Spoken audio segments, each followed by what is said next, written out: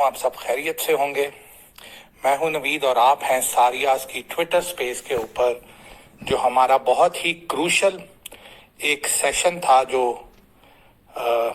Miss हो रहा था, लेट हो रहा था, और आपकी फरमाइश के ऊपर मैं आज इसको कंप्लीट करता हूं। इसकी चंद जो इसके पार्ट्स थे वो हमने पहले कर लिए हुए थे, लेकिन जो मेन इसका पार्ट था ऑपरेशन किलिंग चार्ली, ये एक बहुत ही क्रूशल और इम्पोर्टेंट पार्ट था जिसको स्ट्रेटेजिकली भी थोड़ा सा डिले किया हमने। आज उसको इंशाल्लाह आपको कंप्लीट करेंगे और आपको बताएंगे कि ऑपरेशन किलिंग चार्ली क्या है और इसमें चार्ली कौन है और ये ऑपरेशन कौन कंडक्ट करेगा। आपने देखा है कि हमारे सारियाज के अंदर एक हमने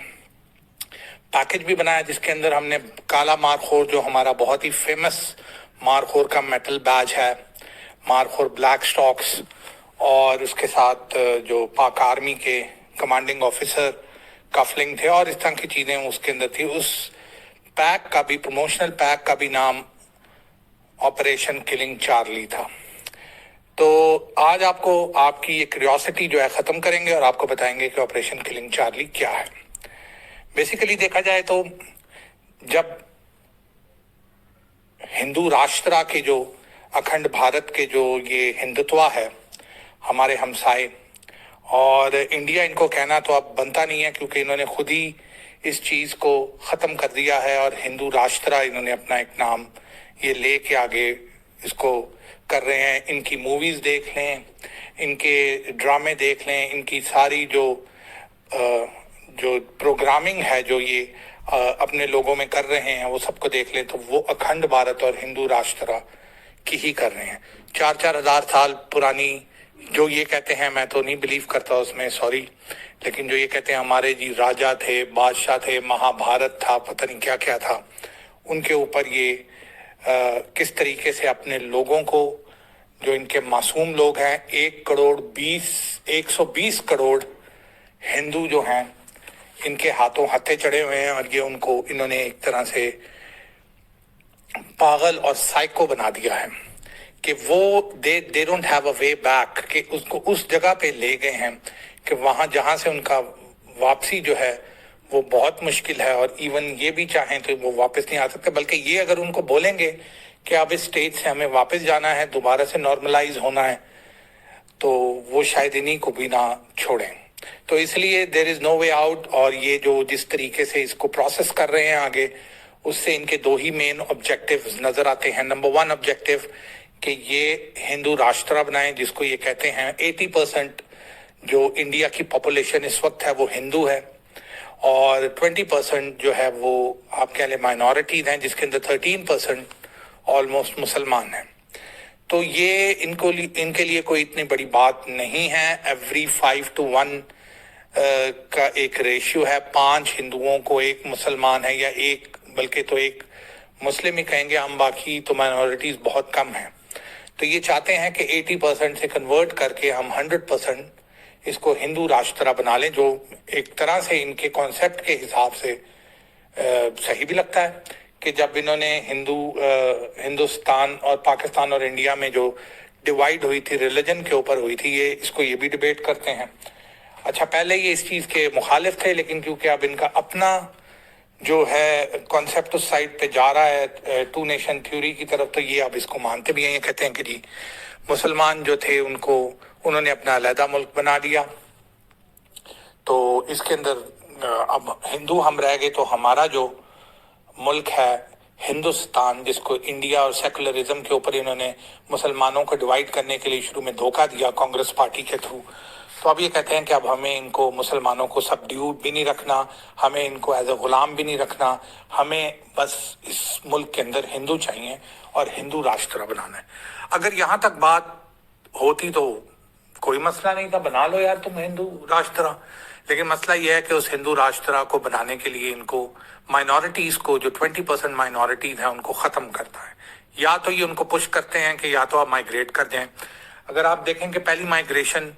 जो 47 में हमने इनसे ली अल्हम्दुलिल्लाह, तो पाकिस्तान बना, east Pakistan, west Pakistan. East Pakistan में हमने चोट खाई, लेकिन वो कोई हिंदू रियासत नहीं बन गई, वो बांग्लादेश मुस्लिम रियासत ही है, تو مسلمانوں کے پاس ہی ہے اس کا کنٹرول، اور انشاءاللہ آنے والے غزوہ ہند کے اندر جو ہمارا ایسٹرن فلانک ہے وہاں سے ان کے اوپر انشاءاللہ حملے کرے گا۔ تو یہ چیز تو مطلب ان کی کوئی اس طریقے سے اچیو نہیں ہوئی۔ دوسری ڈویژن جب انہوں نے یہ کی کہ یہ آہستہ آہستہ انہوں نے یہ ریئلائز کر لیا بائی 60s کے اندر کہ اب ہمیں مسلمانوں کو آہستہ آہستہ، پہلے تو انہوں نے ہمارے اندر ٹریٹرز بنائے، ابوالکلام آزاد، عبداللہ آف کشمیر اور اعظم خان، اور یہ سوری میں ان کا نام لوں گا کیونکہ یہ انہوں نے الائنس کی اور انہوں نے ہندوؤں کے ساتھ مل کے، اور بلکہ ہندوؤں کے ساتھ مل کے یہ ہندوؤں سے زیادہ، انڈین ہندوؤں سے زیادہ پاکستان کے یہ دشمن بن گئے، اور ہر طرح سے ہر محاذ کے اوپر یہ مطلب اس چیز کے اوپر یہ جسٹیفائی یہ کرتے رہے کہ جی پاکستان جو ہے وہ ہمارا دشمن ہے، اور ابھی تک بھی یہ یہی کہتے ہیں، اندر سے ان کو جو بھی ہو لیکن اوپر سے یہ یہی کہتے ہیں۔ تو انہوں نے دوسری مائیگریشن کے اندر کیا ہوا کہ جب جو ویسٹرن سائڈ ہے انڈیا کی، جو پاکستان کا بارڈر ہے، ادھر سے انہوں نے ان کو مار مار کے، بجرنگ دل ہے اور RSS تو سینٹرل آپ کہہ لیں انڈیا کی ایک پارٹی ہے جو پورے انڈیا کو کنٹرول کرتی ہے، لیکن یہ لیفٹ والی سائڈ کے اوپر ہمارے ویسٹرن انڈیا یا ایسٹرن آپ کہہ لیں کہ جو پاکستان کے بارڈرز ہیں ان کے اندر انہوں نے مسلمانوں کو آہستہ آہستہ کم کرتے گئے، اور مسلمان بیچارے مائیگریٹ انٹرنلی بھی کرتے گئے۔ اگر آپ دیکھیں تو ان کی پاپولیشن پہلے مڈل میں گئی، مدھیہ پردیش وغیرہ سائڈ کے اوپر، وہ درمیان میں مہاراشٹرا کے اندر آئے، اور اس کے بعد پھر آہستہ آہستہ وہاں سے بھی جب شیو سینا جو ان کے سانگ پریوار کا ایک حصہ ہے، RSS کا تو سچ اتنا حصہ نہیں ہے، تو انہوں نے ان کو بھی مارا اور مرہٹوں نے بھی، اور وہ آہستہ آہستہ وہ سینٹرل کی طرف پش ہوتے گئے، اور آج مسلمانوں کی جو میں نے آپ کو 13% پاپولیشن بتائی ہے، 27-28 کروڑ آپ کہہ لیں، 30 کروڑ کہتے ہیں کہ ان کی ایگزیکٹ پاپولیشن ہے، لیکن چلیں ہم 27 کروڑ ہی مان لیتے ہیں، تو وہ پاپولیشن 3 اسٹیٹس کے اندر جو ایسٹرن انڈیا ہے اس کے اندر وہ چلی گئی، اور اتر پردیش کی اپنی پاپولیشن میرے خیال میں 28 کروڑ ہے، پاکستان سے زیادہ ہے۔ تو اتر پردیش کے اندر سماج وادی پارٹی، اعظم خان ہو گیا یہ، اور اس طرح کے 3-4 لوگ ہیں ادھر جنہوں نے مسلمانوں کو ہندوؤں کے نیچے رکھ کے کہ جی ہم ایک ہی بھائی ہیں، ہندو مسلمان بھائی، اور یہ اس طریقے سے یہ انہوں نے اپنا سروائیول کیا، اپنی پارٹیز بنائی اور اپنی مراد لیں ہندوتوا سے۔ کافی سال اب وہ مراد ختم ہو چکی ہیں، اور اسی طریقے سے دوسرے اسٹیٹ کو اگر آپ لیں تو وہ ویسٹ بنگال، اور ویسٹ بنگال کے اندر یہ چلے گئے۔ ویسٹ بنگال کے اندر کیونکہ ایک ایتھنک ڈیوائیڈ ہے، بنگالی لوگ رہتے ہیں، تو ایک ایتھنیسٹی کا بھی فرق پڑتا ہے، ریلیجن کا جہاں پڑتا ہے، کیونکہ ایتھنیسٹی میں یہ ہوتا ہے جیسے ذاتوں کا بھی فرق پڑتا ہے۔ تو جب بنگالی ہیں ان کا ایک ہی طرح کا کھانا ہے، ایک ہی طرح کا لباس ہے، ایک ہی طرح کی لینگویج ہے، تو وہ تھوڑے مائلڈ جو باقی بنگالی مسلمان اور جو ہندو ہیں، مسلم بنگالی زیادہ تر جو ہے ایسٹ پاکستان میں تھے، بنگلہ دیش والی سائڈ پر، لیکن ادھر بھی تھے، تو وہ اس طریقے سے ان کا ہیٹرڈ اس طرح کا نہیں پایا جاتا جس طرح کا سینٹرل انڈیا کے اندر پایا جاتا ہے۔ اسی طرح سدرن انڈیا کے اندر بھی جو ڈیوائیڈ ہے وہ بہت کم مسلمان ہیں، تامل ناڈو کے اندر تھوڑے سے ہیں، اور آپ یہ جو حیدرآباد ہے تلنگانہ اس کے اندر تھوڑے سے مسلمان ہیں، اور کرناٹکا کے اندر تھوڑے سے مسلمان ہیں، ویری فیو، مطلب میرا نہیں خیال 6-7% سے زیادہ ہوں گے، حیدرآباد میں شاید تھوڑے سے 13-14% ہوں ٹوٹل پاپولیشن کے، تو وہ وہاں بھی وہ ذرا مائلڈ تھے۔ یہ اصل میں جو ہارڈ کور ان کا جو ہندوتوا آئیڈیالوجی ہے یہ بیسیکلی ان کی نارتھ انڈیا والی سائڈ کے اوپر ہے یا سینٹرل انڈیا والی سائڈ کے اوپر۔ تو مسلمانوں کو وہ مائیگریشن کرنی پڑی، وہ مائیگریشن میں وہ ان 3 اسٹیٹس کے اندر جا کے سیٹل ہو گئے، جن کے اندر اتر پردیش اور ویسے بھی مسلمانوں کا گڑھ تھا لکھنؤ اور یہ ساری جگہیں، علی گڑھ، اور پھر یہ آگے آپ کہہ لو کہ بنگال اور بہار کے اندر ان کی کافی سیٹلمنٹس تھیں، اور بہار کے جو CM اور بنگال کے CM اور اتر پردیش کے CM ایک حد تک یہ لوگ سماج وادی پارٹی جب تک تھی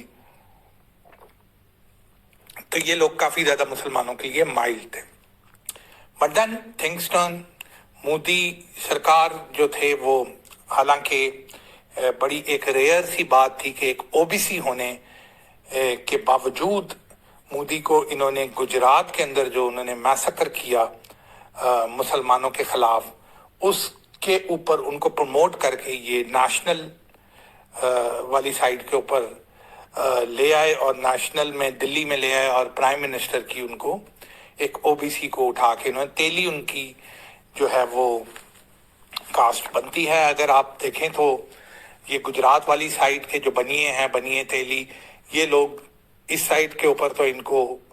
ब्राह्मण मान लेते हैं कि ये ब्राह्मण की एक कास्ट है, लेकिन अगर आप सेंट्रल वाली साइड पे जाएं, सेंट्रल वाली साइड पे ओबीसी बहुत ज्यादा हैं. उत्तर प्रदेश भरा पड़ा है ओबीसी के साथ.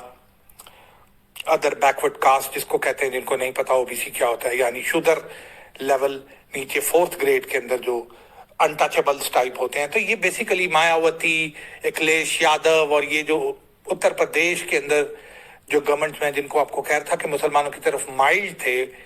वो लोग जो हैं उनकी गवर्नमेंट जो है वो आप कह लें कि ओबीसीज मुसलमानों की तरफ थोड़े से माइल्ड थे. तो ये जब मोदी को इन्होंने दिल्ली में लेके आए बीइंग एन ओबीसी, लेकिन मोदी ने वो कार्ड प्ले नहीं किया अपना ओबीसी का वो वोट के लिए. वो दूसरी साइड के ऊपर वो शायद चाहता था कि मैं ब्राह्मण और वो साइड पे जाऊं. तो this was a great change for BJP भी और सांघ परिवार भी के एक ओबीसी को आपने उस जॉब के ऊपर ले आए. तो उसके अंदर वो मोदी जो बना, तो ये एक थोड़ी सी चेंज थी जो बीजेपी के लिए, मैं अब एज एन एनालिस्ट इसको कहता हूं कि ये बीजेपी के फेवर में चली गई ये चेंज जो थी. तो इसके अंदर बहुत इंपॉर्टेंट एक और चीज को भी आपने अंडरस्टैंड करना इन डायनामिक्स को, कि इंडिया के अंदर बहुत सी फॉल्ट लाइंस हैं. एक तो मैंने आपको कास्ट सिस्टम का बता दिया. दूसरी चीज ये कि इसके अंदर जो नॉर्थ इंडिया है उनकी सेंट्रल इंडिया और सदर्न इंडिया जो है द्रविडियन जो कास्ट है, उनके लिए तो जो नॉर्थ और सेंट्रल है वो सारे एक हैं. लेकिन अगर आप इसको मतलब सही तरह से डायसेक्ट करें तो ये नॉर्दर्न, सेंट्रल और सदर्न इंडियंस, हिंदूज की मैं बात कर रहा हूँ, तो ये ट्राइब्स आती हैं. तो जो सेंट्रल में आप देख लें कि महाराष्ट्र, मराठी और नॉर्दर्न वाली साइड के ऊपर जो थे ओबीसीज भी हैं, ब्राह्मण भी हैं, कश्मीरी पंडित्स भी हैं. तो ये जो नॉर्थ और साउथ की डिवाइड है ये बहुत वाजे थी, जिसको बीजेपी ने किसी ना किसी तरीके से कवर करने की कोशिश की. उसने अपने एलाइज बनाए जिनको मैं पिछले सेशंस में आपको एक्सप्लेन कर चुका हूँ. ट्रिब्यूटरीज, तो ट्रिब्यूटरीज को उन्होंने बनाया, डीएमके को साथ मिलाया, और कर्नाटका के अंदर तो अपनी ही गवर्नमेंट उन्होंने बनाई, मैसूर जिसको कहते हैं कर्नाटका. तो ये चीजें इन्होंने करके तो अपने आप को साउथ के अंदर हल्का फुल्का ले तो गए. लेकिन अभी भी साउथ के अंदर जो गवर्नमेंट्स हैं, ज्यादातर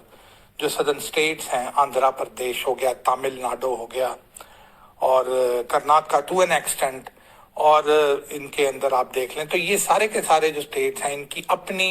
रीजनल पार्टीज वहाँ स्ट्रांग हैं. और वो रीजनल पार्टीज मैंने पिछले भी सेशन में आपको बताया था कि वो बेसिकली ट्रिब्यूटरीज है, कि जिसकी भी गवर्नमेंट होती है उन्होंने फायदा लेना होता है, उन्होंने अपने फंड्स लेने होते हैं, तो वो उसके साथ मिल जाते हैं. तो बीजेपी की गवर्नमेंट है पिछले 8 साल से,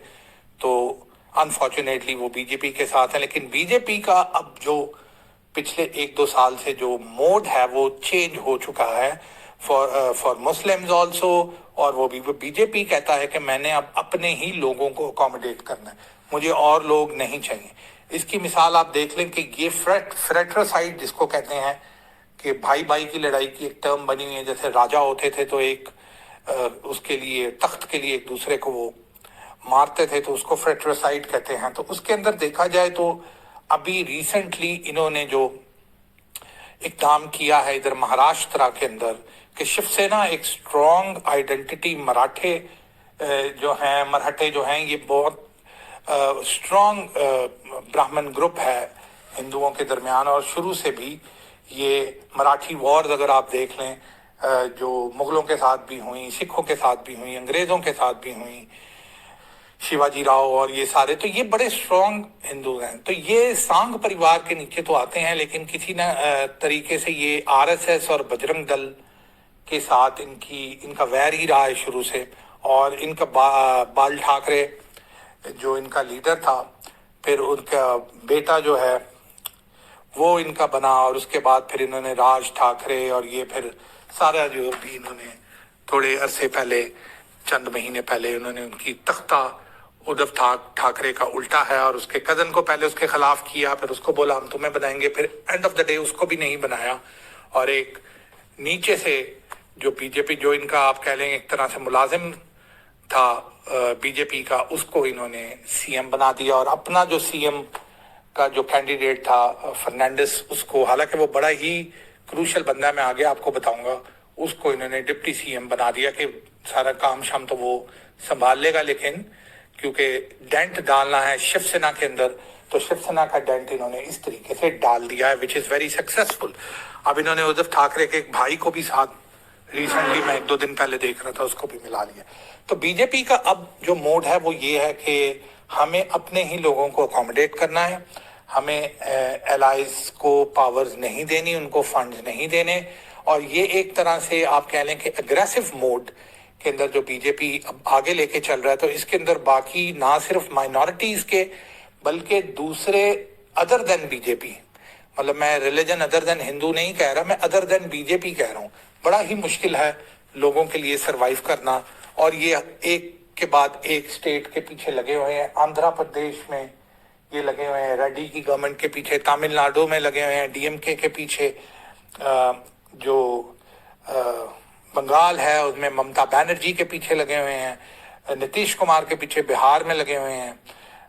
इधर ये राजस्थान वाली साइड पे कांग्रेस की गवर्नमेंट है, तो वहाँ ये गवर्नर राज लगाना चाहते हैं। तो ये हेस्ट में है, बहुत ज्यादा जल्दी में है कि ये सारी चीजें ये अचीव करें, और उसके बाद ये फिर अपना हिंदू राष्ट्र और अखंड भारत का जो इनका कॉन्सेप्ट है उसको लेके आगे चलें।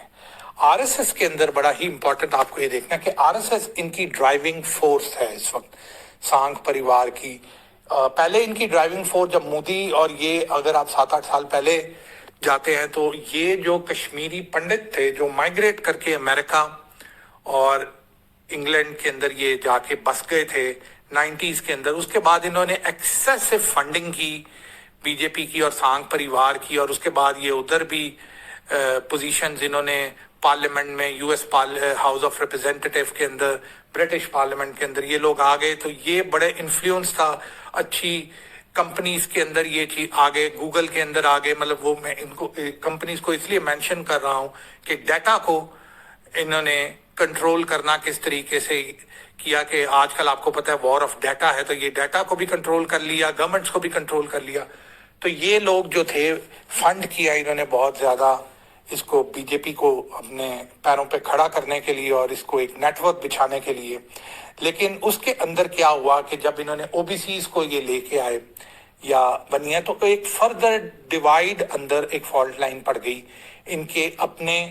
ही उसके अंदर। अब मैं आपको वो बताऊंगा Aahista Aahista, killing Charlie operation से पहले तो शॉर्ट करके ही बताऊंगा, क्योंकि डिटेल में अगर जाएंगे तो बहुत ही लंबा सेशन हो जाएगा। तो आरएसएस के अंदर देखा जाए तो आरएसएस इनकी मेन ड्राइविंग फोर्स है नागपुर के अंदर। मध्य प्रदेश भी नहीं कह सकते आप, वैसे तो वो महाराष्ट्र आता है, लेकिन एजेस के ऊपर है वो, तो वो इनका हेडक्वार्टर है शुरू से आरएसएस का। आरएसएस इनकी स्ट्रीट पावर है, आरएसएस इनकी जेनोसाइडल जो आर्मी है, इनकी मैसेकर जिसने करना है मुसलमानों का और माइनॉरिटीज का, वो जो स्ट्रीट पावर है और वो जो मेनियक्स हैं, वो जो साइकोपाथ किलर्स हैं, वो आरएसएस हैं। तो आरएसएस का इनका हेडक्वार्टर जो है वो नागपुर में है, और मोहन भागवत जो है वो उनका लीडर है।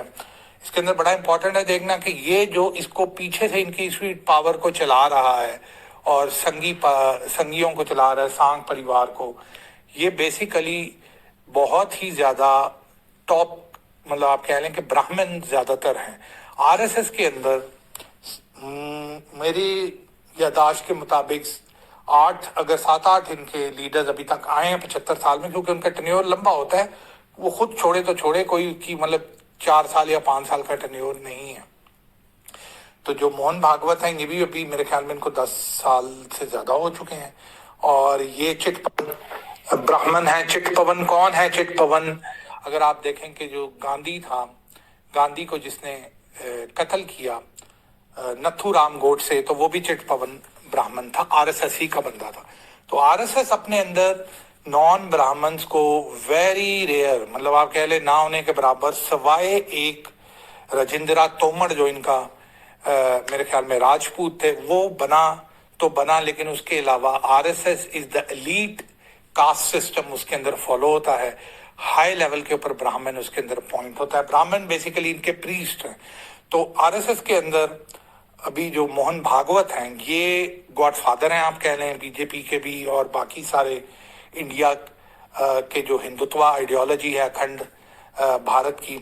اور مودی، امت شاہ، راجناتھ سنگھ، یہ جتنے بھی لوگ، یوگی آدتیہ ناتھ، یہ آپ کو نظر آتے ہیں، یہ سارے کے سارے، جے پی نڈا آپ کہہ لیں، یہ سارے کے سارے جو لوگ ہیں یہ موہن بھاگوت کے،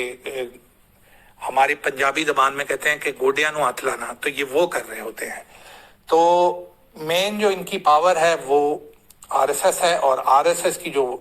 مین پاور ہے وہ براہمن ہے.